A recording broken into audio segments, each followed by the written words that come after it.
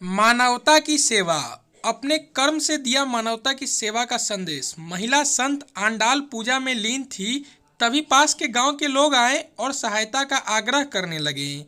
उन्होंने कहा कि गांव का मुखिया गंभीर रूप से बीमार है, सब जगह इलाज करवा लिया लेकिन फायदा नहीं हुआ।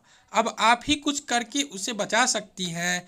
महिला संत आंडाल औषधियों की ज्ञाता थी। वह अपनी पूजा अधूरी छोड़कर अपने शिष्यों के साथ लेकर मुखिया की सहायता के लिए चल पड़ी। शिष्य जानते थे कि गांव का मुखिया दृष्ट प्रवृत्ति का है और संत आंडाल का घोर विरोधी है। मुखिया के घर जाकर संत आंडाल ने मुखिया का निरीक्षण किया और फिर जड़ी बूटियों से दवाई तैयार करके दी। शिष्यों ने संत आंडाल के कहे अनुसार मुखिया को दवाई पिलाई, जिससे थोड़ी देर में उसकी तबीयत में सुधार हुआ। दवा लेकर संत आंडाल अपने शिष्यों समेत आश्रम लौट गईं। आश्रम में आकर एक शिष्य ने पूछा, माते, आपने अपनी पूजा अधूरी छोड़कर उस दुष्ट मुखिया का इलाज क्यों किया? वह तो आपका कट्टर दुश्मन है। अब आंडाल बोली, पुत्र, जो आपका दुश्मन है या आपको दुश्मन मानता है, उसके सुख में भले ही आप नहीं जा सकते, परंतु उसके दुख में अवश्य उसका साथ दे।